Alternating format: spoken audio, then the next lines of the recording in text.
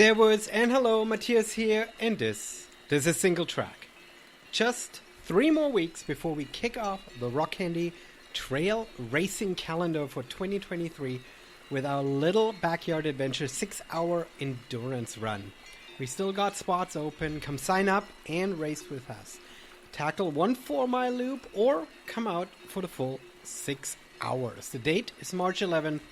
The website to register is littlebackyardadventure.com. And then we'll round out the weekend and launch the Trail Running Film Festival Global Tour right here in Olympia at the Capitol Theater on March 12th. There will be raffles, there'll be swag, there will be surprises, and most of all, there will be inspiration, adventure, and community. Check out the Olympia Film Society's website for tickets. All links are, of course, in the show notes. And a huge shout out to our sponsors and supporters of Rock Candy Running and the Film Festival here in Olympia: Heritage Bank, Tailwind Nutrition, Naked Sports Innovations, REI Olympia, Kevin Hayward State Farm Cotulla, and Team Run Run. And speaking of Trail Running Film Festival, do visit trailfilmfest.com for a full list of all our current locations. There are more coming online almost every single day all over the world. And yes, we will have a trailer and updates on what films we will be showing this week as well. And we're continuing the theme from the intro and the last few weeks of Singletrack with this week's guest. Steve Aderholt is our host of the Trail Running Film Festival in Salt Lake City, Utah. That event will happen March 16th at Brewery's Cinema Pub. Get your tickets to that screening at our website or directly at Ultra Sign Up. But Steve has more up his sleeve than just hosting the film fest, and what he's up to he will share with us in this conversation on Singletrack, episode 269. Let's go. All right, let's do the podcast. Let's focus on the more exciting part. I'm going to amp myself up. Steve, you are on Singletrack. Welcome. We're diving right in. We have had like 20 minutes of conversation around like important logistical stuff. Now we're talking podcast. Welcome to the show. Thank you. So we've sort of gotten to know each other through various conferences, but we've never really fully sat down and say, so who is Steve? You are predominantly a race director, but you just came back from Patagonia. You weren't directing races down there. I want to start there. What were you doing in Patagonia? Yeah, good question. So, no, I wasn't down in Patagonia for work. I was there for pleasure. It's their summer. It's winter here, so it's their summer. And I've always wanted to go to Patagonia. Their mountains are amazing, and I wanted to see their big glaciers. And just found a cheap flight, and it was a good time to go with my work schedule. So went down there really to get on trails and explore their mountains. And I went to 2 national parks, one in Chile and one in Argentina, Torres de Paine in Chile and their version of Glaciers National Park in Argentina. And yeah, just got out for some big days, trying to get to a peak every day with a good view, and did a 4-day backcountry trip that had some great views of their southern ice fields, which is just massive glaciers, which was really cool to see. It's the biggest glacier field outside the Arctic. So that was amazing. And then other than that 4-day backpacking trip, then I would just stay in town and do a big 15 to 25 mile run and explore. So yeah, that's what it was all about. Yeah, it sounds amazing. And it sounds amazing on 2 levels. Number one, you were able to, there is sort of an interesting challenge when you're working in the outdoor world. It's hard to actually still take time for yourself, right? Sometimes work and life blends together, that you feel like, well, yeah, I'm a race director, I'm out there, but course marking, can I really put that on Strava? Is that really what I'm doing? Right? I mean, it becomes sort of a weird blend, and to be able to take away, you're gearing up for a really big race and now, and so to be able to take time for yourself is great. Yeah, that's that's true. It actually doesn't affect me maybe as much as people who train um, often and effectively. I tend to be more of a I don't like the training days. I don't like the lower mileage. I like longer, more adventure days. Um, and so I tend to work long hours and long days, and then I like to have an extended adventure, either a long single day or multiple days in a row. So, my lifestyle kind of works for that. Of work a lot and then play hard, and my running could be a lot better if I was more consistent with quote unquote training, but I'd rather just go out and have big adventure days. So, how do you feel then on these big adventure days if you don't train in between? I mean, isn't that sort of the idea that if you would train throughout, then those big adventure days wouldn't hurt so much? I mean, do you still feel like you're at a place where you can enjoy them? I mean, that's what got me into training throughout the week, that I feel like, if I want to not die on these big adventure days, then I need to do something. I need to keep my fitness up, at least to a certain level. Yeah, you're right. I would definitely, there would be less low points and less pain, especially as I get older. There's more aches and pains. And so, yeah, I think that I would be better served to do that. But it's just the way that I am, is kind of all or nothing. So that's the way I do it. I have tried to do more yoga, which that's been helping with the aches and pains. But yeah, you're right. There would be less low points if I wasn't the all or nothing mentality that I have. I'm not trying to call you out here. I'm just sharing my own experience. So back to Patagonia. So if you say you were up on peaks, like the stories that I hear from Patagonia is people go and climb like insane mountains. You are not like on a climbing level. Like what you're doing is more like backpacking and hiking, or are you like scaling crazy granite faces too? I do. I am a rock climber. I love to climb. I didn't go down there with a partner or climbing gear, so no, I wasn't climbing in Patagonia. But those big rock faces are there, and a lot of what I was um, trail running or hiking around were those prominent peaks and cliffs.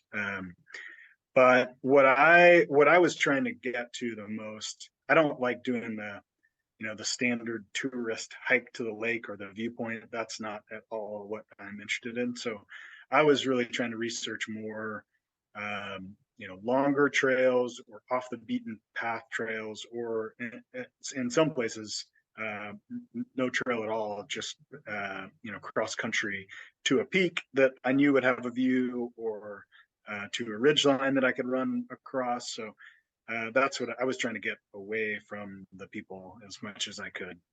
Yeah, no, that sounds fantastic.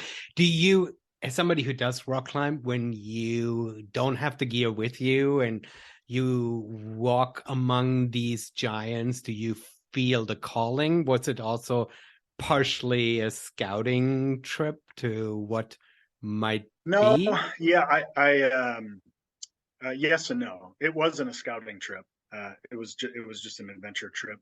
Um, but yeah, when I look on those big rock faces, I get this, like, it's almost like a scary, nervous feeling in my gut of like, oh my gosh, that's a big wall.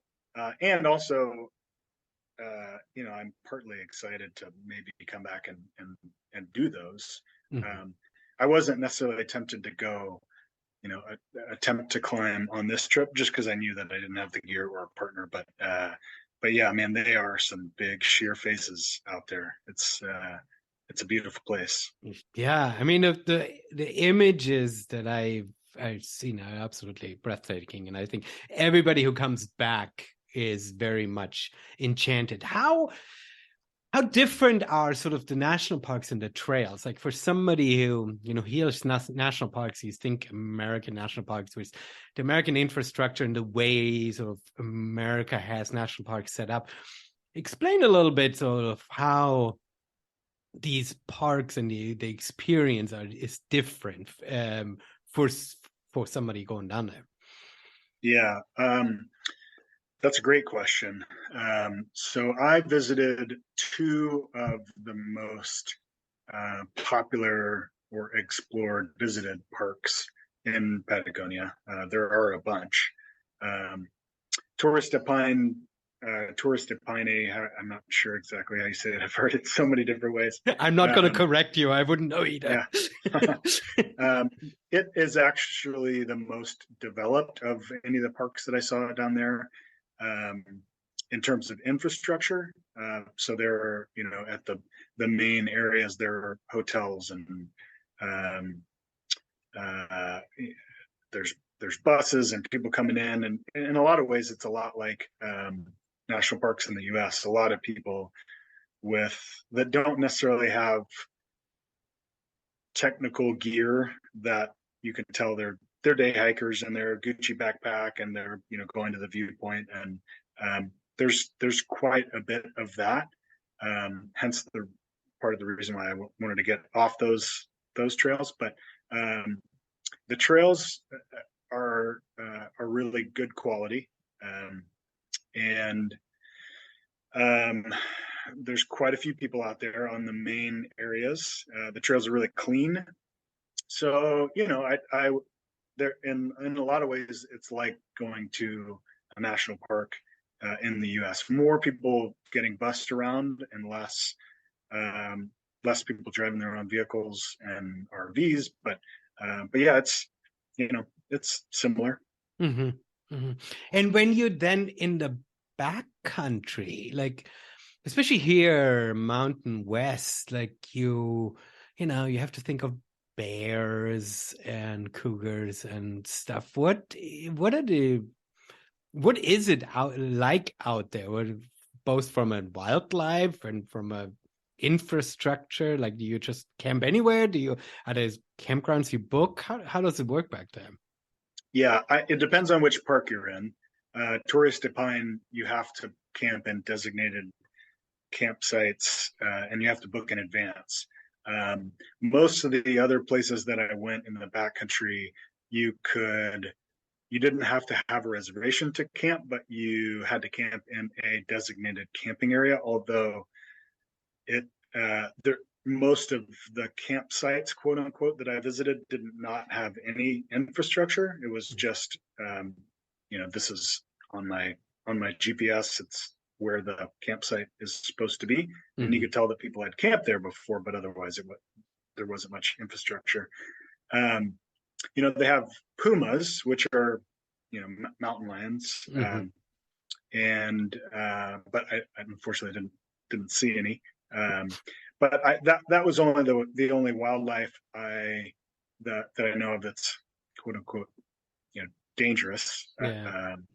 I saw an equivalent of a fox. It's the Zorro is the name of it, and I saw there's a bunch of other wildlife that they have that isn't anywhere else that was cool to see. But I never felt like it was dangerous. The weather is definitely a factor. It is the windiest place I've ever been. Multiple times when I was up on a ridgeline or a mountain, I was blown to the ground because the wind gusts are just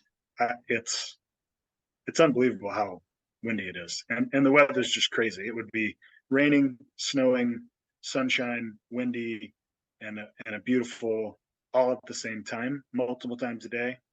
The weather's just nuts. So Yeah. that's the thing about Patagonia. That's the crazy thing to even consider, that people go down there and climb these phases that take several days to climb because the weather is so unpredictable, right? I mean, I think in many ways that has very much changed. It has completely changed climbing in the Alps, but even in the Himalayas. I mean, we've by now figured out our weather window so well in how we make these approaches that in some respects it's getting safer and safer. But I think down there, the weather is just so unpredictable that it's super hard to schedule anything serious, right? Yeah, I understand, man. The trying to watch the weather forecast down there to figure out what I was going to do for the next few days. You're right. It was really hard because the predictions were not very good. Yeah. And yeah, I mean, it would predict in town or it would predict in an area, but you're a ridge line away from that, and it's totally different. So yeah, the weather's pretty crazy down there. Yeah, no, it's interesting to see this as one of these X factors, right? I think every place sort of deals with sort of their own thing. That's amazing. Well, it's so great that you had a chance to be down there and sort of get away from it all and so take some time for yourself. You are majorly gearing up for a busy event season, and you're in an interesting place. I've been thinking about this question. I'm trying to phrase this question because you, an events manager, do you see yourself as a race director? What's your title? What do you title yourself at? Jack Yeah, of all I you trades? know Superhero? I would say race director. I don't really put too much stake in titles, so I don't. I would guess race director, but I've had many titles over the years. But yeah, I've been organizing races in various capacities for 15 or so years. But in an interesting way, you don't really put your hat. I'm trying to phrase this right because you're the race director of Cocodona 250, but Cocodona is an Aravaipa race, but you don't really work for Aravaipa. Explain the situation a little bit. I want to. Well, I'm curious how you fit into this.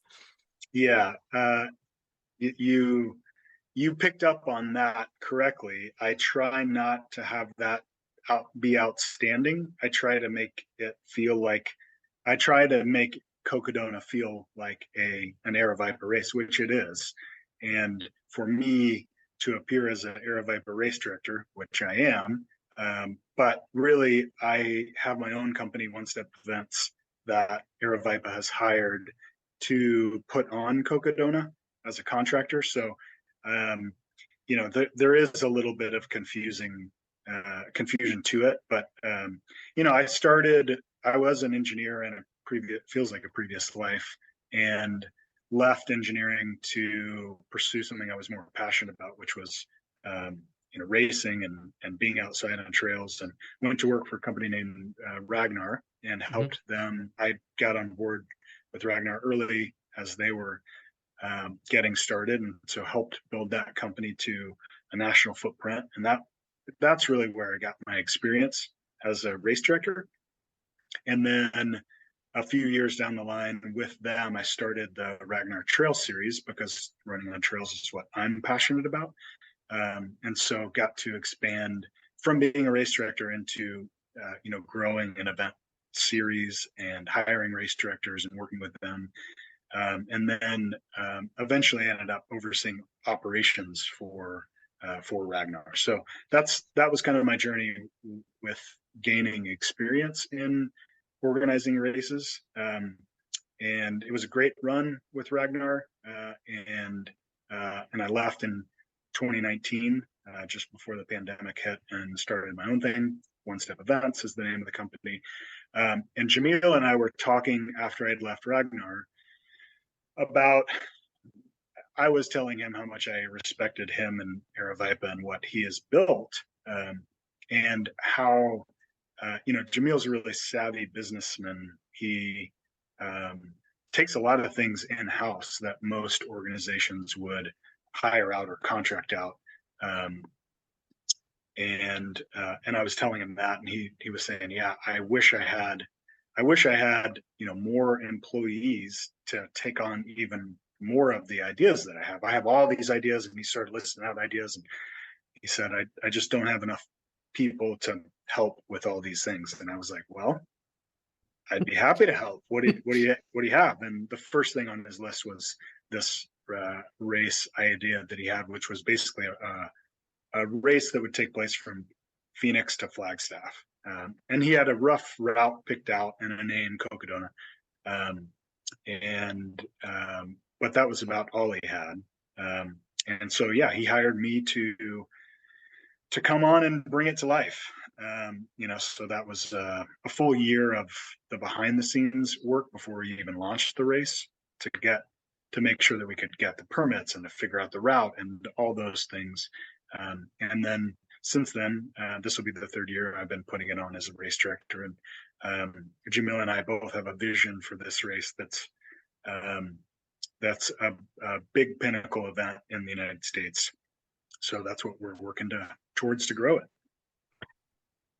I mean, you said everything. I don't really know where to connect it. Yeah, No, sorry, I talked for a while there. Huh? No, it's amazing because I think on one side you laid out really well how your engineering background and your experience with Ragnar sort of teed you up really well taking on something like Cocodona, because I think race director as a term, I mean, I'm looking at myself putting on a little race with 30, 40 people in a little city park.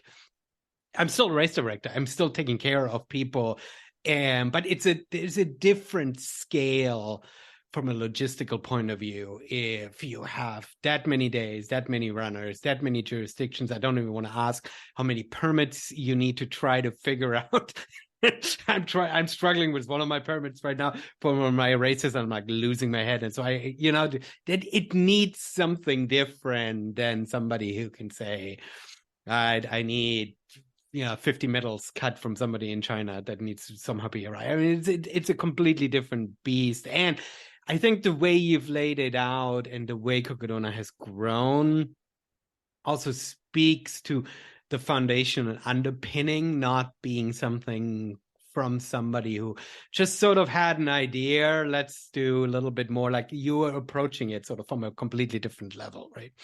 And last thing I'm going to say is like the way you're talking, it sounds like Jamil is the Steve Jobs to you being the Johnny Ive, right? I mean, sort of like Steve Jobs couldn't have made a product. He has the idea and you're the one who comes in and says, this is what the next iMac needs to look like. So I think that is a great partnership to take somebody else's vision and run with it. And it takes also a level of humility, especially race directors like sort of being at the finish line, to know that Cocodona is not a one-step event in a sense, right? I mean, it is an Aravaipa event. So you are submitting yourself to a bigger vision that's not really yours, but it is yours, right? I mean, it wouldn't exist without you. Yeah, I don't really enjoy the limelight necessarily. So I have pride that of what I've built with over my career and also with Cocodona especially, but I don't necessarily want it to be. I don't need or want to be, the one saying that this is me, look at me. I don't want that. I am at the finish line trying to shake everybody's hand and give them their buckle that they earned, but that's more of a connection with the runner one-on-one than trying to make it all about me. So and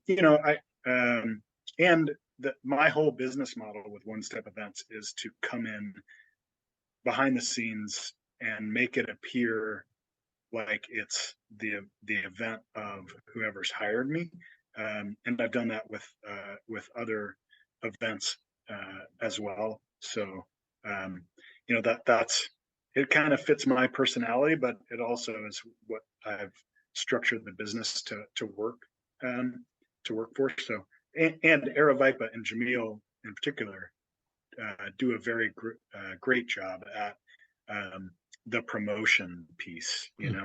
Have a huge following, and so yeah, that's just not how the relationship is structured. So yeah, I don't know. I know it's great, right? I mean, you're playing to each other's strengths in many ways, and so I think it works really well. Um, I mean, if you as an organization, One Step Event, would have put out Cocodona by yourself, insiders would know who you are based on your experience, but everybody would be like, what is One Step Event, right? But by Aravaipa putting it on, right? I mean, there was an immediate like understanding this event would fit a long trajectory and history of great managed races and stuff. And for you to sort of come in and be able to sort of do all of the logistical pieces and stuff that works incredibly well as a partnership. Yeah, it does work really well, and I enjoy it. So hopefully it continues. Yeah. No, so let's talk about Cocodona a little bit. I mean, it came on the scene at a height when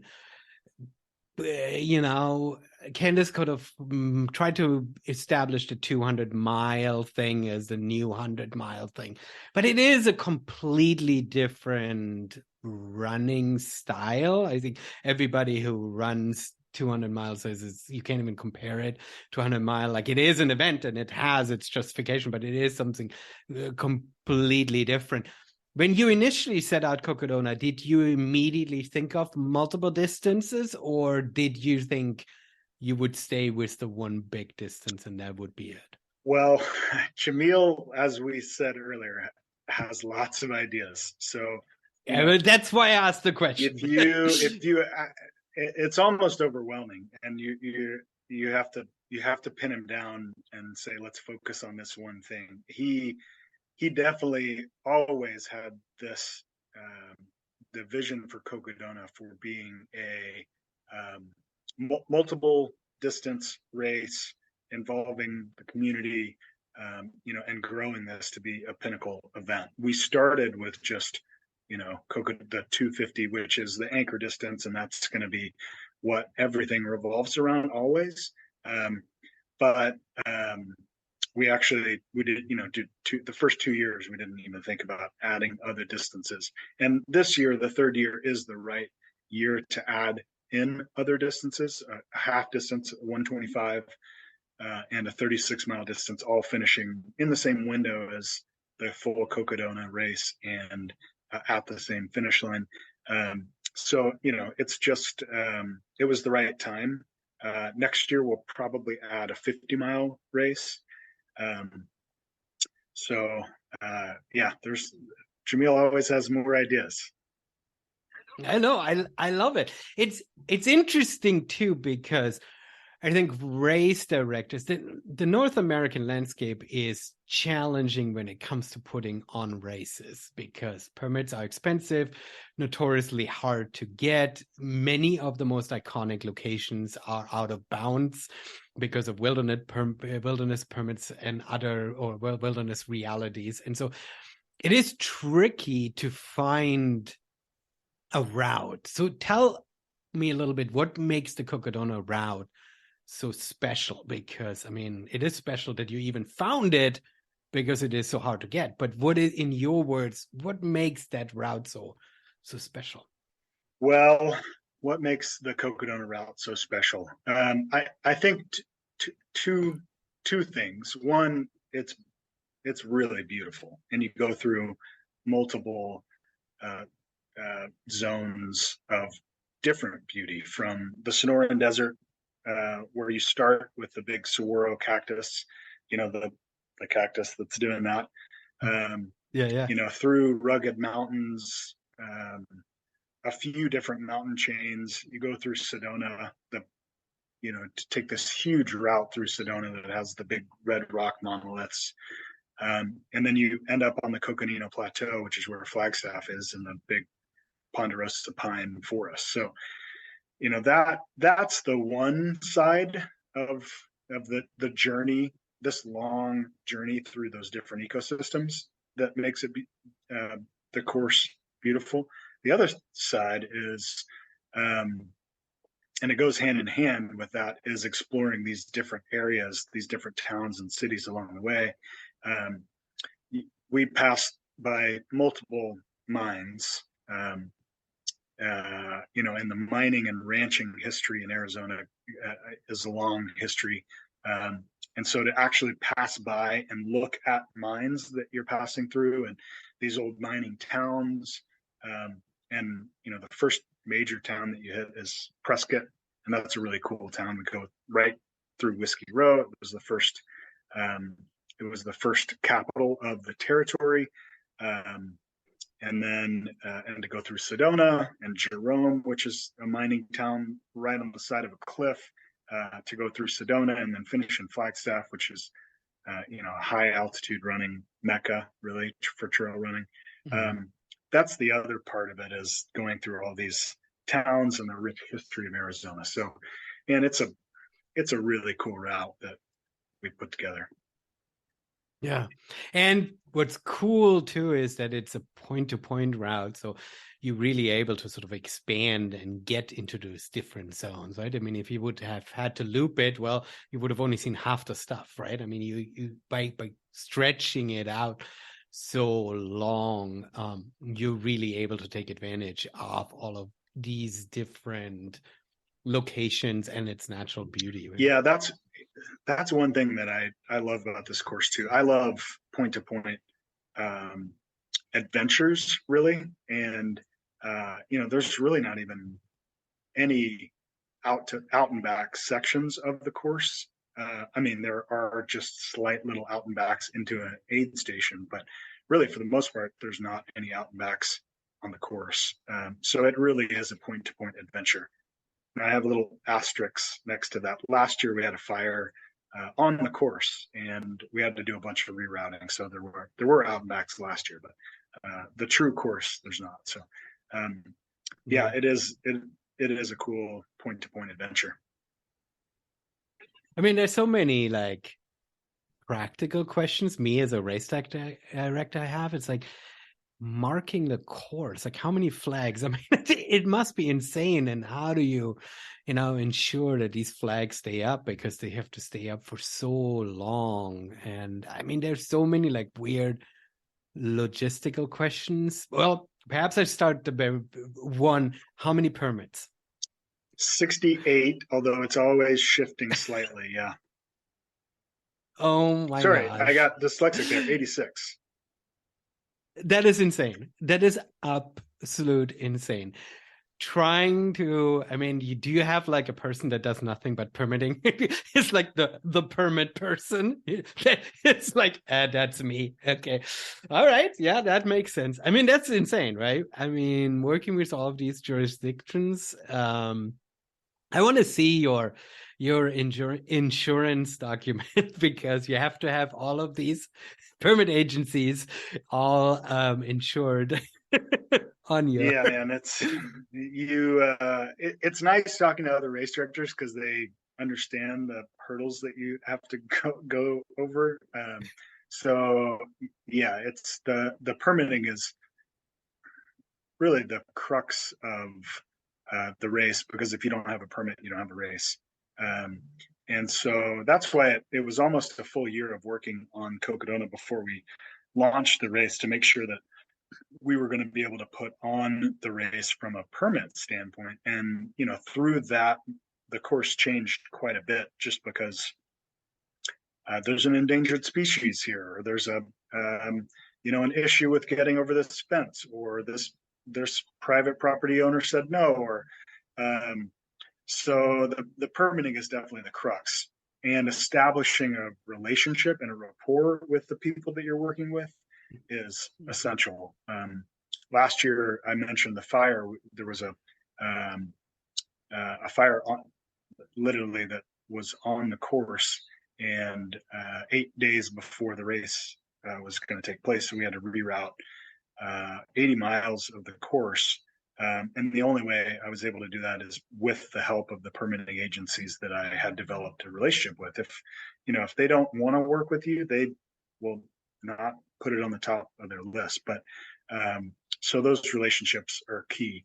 It's a lot easier now after this being the third year, because those relationships are established, and the documents that they want to see. I know exactly what they want, so it's more of a slam dunk. But yeah, permitting, it's key. Yeah, it is. It is a super crucial piece, and I'm surprised at you in saying that it took you a year, because I feel like it would take me a year just for a normal race, because the permitting is one thing, and as you're saying, so much in this process is about establishing the relationship too with the agency, knowing who to talk to, knowing what they need, what they value, and sort of how to sort of spin this. So yeah, no, that's incredible. So now, I mean, I'm coming from the Pacific Northwest, and I'm trying to envision. I've never been in Arizona. From a route point of view, like I feel like over here we don't have that many opportunities to even build a good route.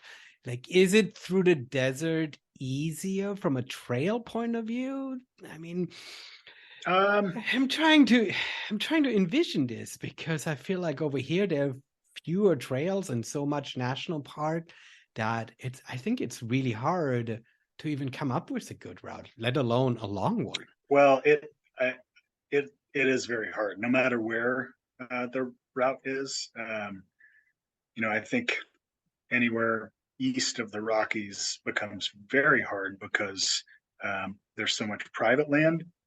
We're blessed in the West with so much public land, um, but avoiding wilderness areas, that's tough. And connecting all these beautiful places that you want to go is tough. And yeah, it wasn't an easy job putting the route together. I will admit to that. But I think you could probably do it in the Pacific Northwest. There's quite a bit of forest roads of the Mm-hmm. course, and we thread through and between wilderness areas. And a lot of times you're not as lucky, and you are not able to put together a course. But we were, and we have it. So there Yeah. you go. No, I don't just want to celebrate the practicality of it. I think the ingenuity and be able to tell a story and be okay with connecting on forest roads, right? I mean, I think if you think of UTMB, you only think of these beautiful, like over the top mountain in front of a glacier shots, but all of these races have several miles of, well, I just got to get to that aid station in this town, so therefore I need those few miles on the road, right? I think when you have these long races, it's okay to connect these pieces, and every runner understands. Nobody expects 250 miles of uninterrupted single track, right? I think there is sort of a larger story and a larger journey there of what people are signing up for. So now you're doing multiple races. My big question, I think, I want to say we talked about this before at some point, but you are staging the races in different towns, the starting points, so that the finish is all in Flagstaff. And then you're also trying to structure it, and correct me if I'm wrong, that the start time is in a way that sort of the finish kind of all bunches together all of the different distances. Tell me a Yes. little bit about how you're trying to work Yeah. this. So you nailed it, that all of the course is one continuous piece, meaning all of the multiple distances are the same course. Um, our 125-mile start in Jerome, it's very close to the halfway point of the 250, is just off of the course. So they've got less than a mile to get them on the course, but then they're on the course. This 36-mile distance starts on the course. They all finish at the same point. So yeah, that piece is important to us to have. Have the courses coincide. I think that's what we're trying to create. Um, Also logistically, I mean, like runners get a true experience of the Cocodona route if they do so, but it's also a logistical thing. I mean, if you would have to Absolutely, yeah, yep. multiple routes, it would be And confusing. then the timing piece, we really want to keep the window of the race the same, because it's 125 hours. So 5 days, 5 hours is the total window from the start of the 250 until the cutoff time, and all the other race distances will fall inside of that window. Um, uh, meaning that when you start the 125-mile distance, there are runners in front of you and behind you. Same for the 36-mile distance. There are runners in front of you and behind you on the course. So you're all within that window. We didn't necessarily structure it so that everybody's finishing at the same time. There's a 3-day stretch where people are finishing, but it's really so that everybody's on that course at the same time. We could have easily left the course marking up and then done the 125-mile the next day. But man, it's already hard enough with 400 volunteers spread through the course, multiple days, transporting ice and food and coolers all over the place. To extend that 5-day and 5-hour window of putting on a race would burn my staff out and the volunteers. And so that's the logistical reason is another reason. Plus it just adds to the energy of the course to have more people out there celebrating each other, running different distances. So yeah, that's part of it.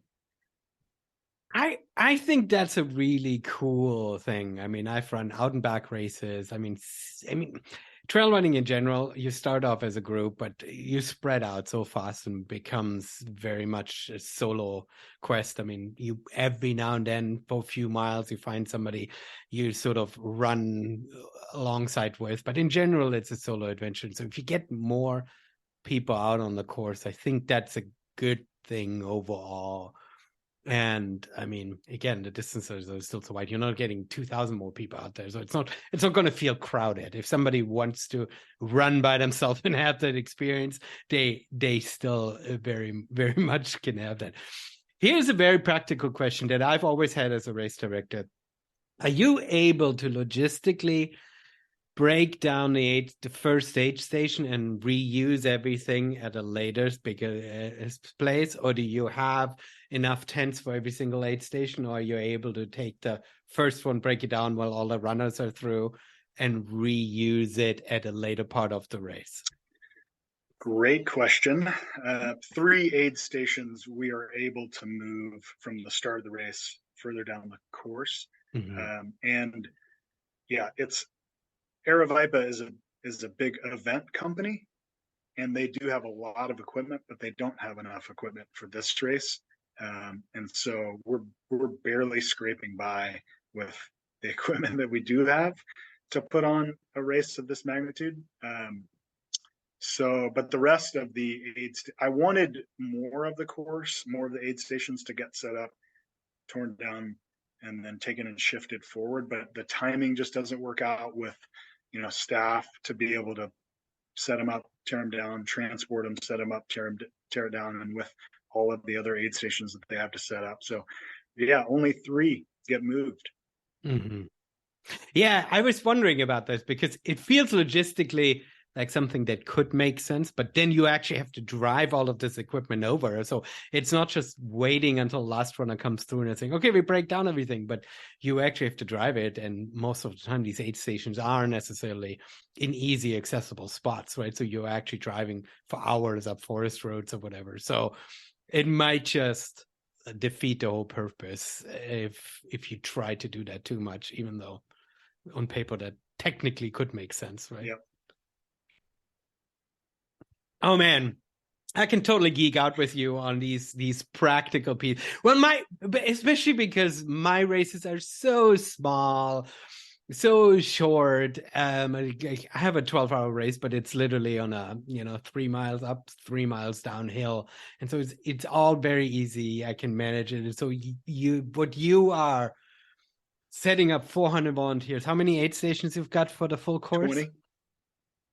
28 stations. I mean, it's so the dimensions of it all. It's just so much larger, and yet, in some respect, emotionally, I can, on a very, very small portion, I can connect to sort of trying to build an event like that. It's fantastic. Well, for better or worse, built my career on big, complicated events, but I Yeah. often yearn for the events that you're putting on. That sounds so great.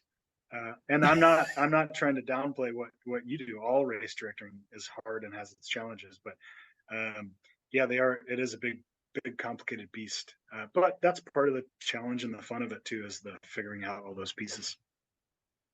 Yeah, no, I don't see that as downplaying. I love what I do, especially at the time when what I'm doing, that be able to sort of put something up, put something down, and sort of have it all very much like in a small little box and controlled by myself, sort of. It feels good because you, in many ways, you have to have months of planning and control, but there are so many pieces that are completely beyond your control where you just have to Yeah, no, let's that's just you, hope, you right? nailed it.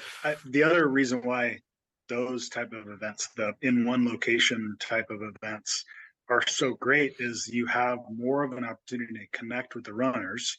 It's stationary, and you have more of a chance to connect with your staff as well. So, Mhm. you know, Cocodona and these long distance races, you're right. Like, once the training has been provided to the staff members and volunteers, once the equipment is out there, man, it's moving on its own. And Yeah, so you have yeah. less of an opportunity to not only influence what's happening yourself as a race director, but also to connect with the participants and the staff. So, the in one place type events I love for that reason, the connection with the staff.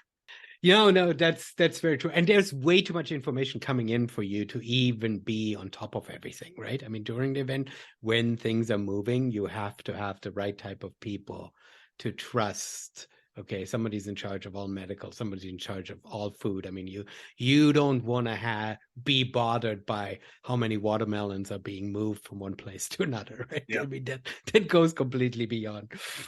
Well, let's shift gears a little bit. Cocodona is your one big beast, but you also have another race which is completely different.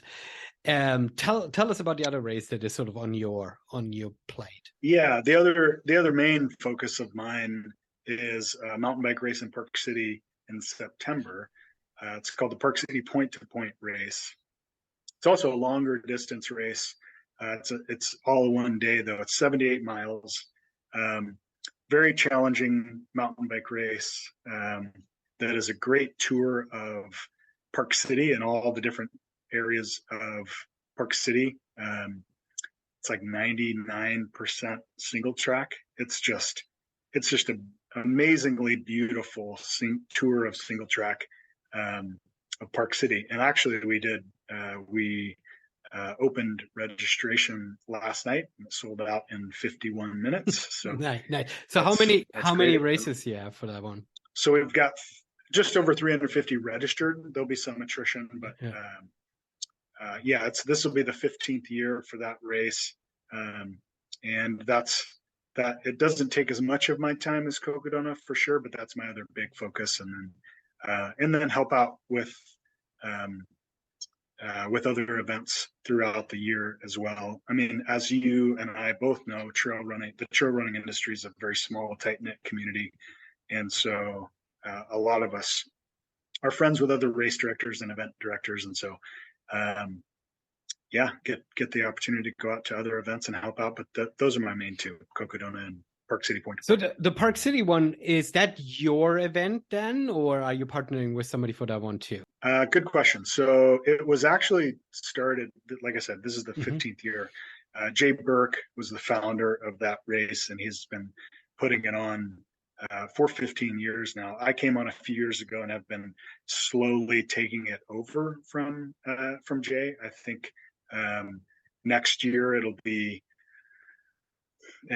the first year for me to be more in my court than is in his court. But yeah, it's a little bit of a hybrid um, than Cocodona. But yeah, good question. Yeah.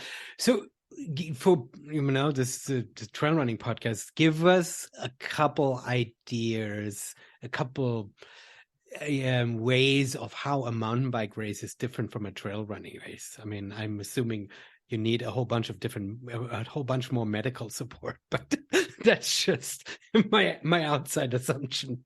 You know, I guess the main difference is there's a ton of similarities for at least an ultra endurance mountain bike race, 78-mile mountain bike race. The biggest one that stands out for me is the food at aid stations. Mountain bikers are, and it's a shorter duration event. So, What is 78 miles? the What's the average time that people take for that? So you're looking at 9 to 13 Okay. hours Okay. as 9 to 12 hours is I'd say Mm-hmm. average. The people on the back end are finishing 15 Okay. hours. So it's definitely a long day in the saddle, but they're just not. It's not as much of a meal driven aid station diet Oh. like the 200-mile distances. We try to offer meals Mm-hmm. at every aid station, and it's much less so on the meal side. And that's really the biggest difference. Other than that, there's how you mark a course is a little bit different because you're traveling so much Mm-hmm. faster and your eyes are in a different Mm-hmm. location. So Mm-hmm. there's definitely differences, but there's more similarities than differences. Do mountain bikers self-sufficient when it comes to fixing their bikes, or do you have a bike tech at every aid station? We have a bike tech at Yeah. every aid station, Yeah, that's I but assume. that depends on where your bike breaks down. Yeah, I mean, of course, right? The That's for sure, right? But the most comical one that we had last year was a guy's seat tube broke, and so he had to do the rest of the race at least into an aid station where we were able to get him a new seat post, standing up, and he couldn't sit down because he didn't have a seat. That was yeah, a lot more can go wrong on a mountain bike. That's for sure. yeah, no, I can imagine it. You probably don't have to worry about blisters, so you don't need that part. You don't need the blister doctor, but you certainly need the bike fixing. Oh my gosh, that's amazing. It's also a nice balance for you, right? It's sort of a nice, focus on running and be super involved with that, and then you do something completely different rather than another running event. Yeah. Oh, super. So, you're doing that. Cocodona is your big. When is Cocodona happening this year? My dates are mushed. Yeah, it's always the first week of May. So Okay. this year it's May 1st through the 6th. Fantastic. Okay, so which, with other words, your Patagonia trip was really like the last bit, and you're going to be like completely heads down between now and May. There's not going to be a lot of breathing room for you. Yep, you're right on with that. This is an audio podcast, but I wish I could capture that smile that you just gave me. I'm like, yeah, this is going to be nonstop. You, but not quite nonstop, because in between you're going to be also hosting the Trail Running Film Festival in Salt Lake City, and I'm super excited that you're hosting in a big city, because we're sort of missing a few big cities, and people have been emailing us and it's like, are you going to come too? And we're like, well, are you going to host there? So you're hosting in Salt Lake City. Thank you. Tell us a little bit about your plans for the film festival in Salt Lake. Yeah, well, first of all, I'm honored to be hosting the film festival. I've been watching what you guys have done with the film festival in the past few years and how James built it, and so honored to be in this position and be able to bring it to Salt Lake. Salt Lake is really where I'm based out of most of the year. I'm here in Arizona to put on Cocodona in the late winter and into the spring, but Salt Lake is my home, and I really wanted to bring the Trail Running Film Festival to Salt Lake. So we're doing it at this great local film house. Broovies is the name of it, where you can get food and beers, and watch a movie. So it's a small theater, but it's a really great local theater, and have a bunch of sponsors on board, and we're gonna have the films are gonna be great. So yeah, I'm stoked. It'll be a great day. I'm repeating myself. I'm going to say this on every single one of these episodes, but it is sort of cool to hear what you're sort of planning and the locations that you found, because I couldn't figure out if I helicopter myself and I wouldn't know where a good location would be. So it's great to work with local partners who sort of know the town and know what works for the community. And I'm excited, and I'm bummed that I can't actually be down there, but I'm excited to see how you're going to bring the community together. You must take pictures and share with us. I think it's fun. Are you going to have a marquee up front? Are you going to have it, Trail Running Film Festival, on the marquee? No, I probably not. I don't know if Broovies does have a marquee. So no, we won't. Okay. I'm super stoked. Sorry. My Olympia location, they said that they would put it on a marquee, and I'm like, oh my gosh, I'm so excited. That feels so amazing. Just like old theater neon sign and stuff. That's super cool. Well, thank you so much for hosting in Salt Lake. We'll be staying tuned to hear, because we've talked offline. You've got a whole bunch of like special things lined up that we can't quite reveal yet, but it's going to be super cool. There'll be raffles and giveaways, and tickets are on sale now. You can go to trailfilmfest.com, find Salt Lake City location if you want to see the film festival there, if you're close by. If not, see it at any of the other locations. Yeah, sweet. Come join us on March 16th at Broovies. Perfect, Steve. Thank you so much for coming on Singletrack. And, oh, yeah. I mean, I know you said you're kind of a behind-the-scenes guy, but dude, I don't think you're on social media. Are people able to connect anywhere? Where should people find you online?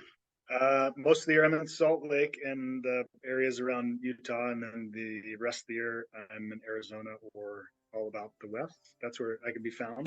There we go. You have to track him down in real life. No social. I do have a Facebook account. I'm not very active on social media. That's not really my jam. So if you want to meet Steve, you got to run Cocodona, and then you get a handshake and a buckle at the end, right? Yeah, there you go. Perfect.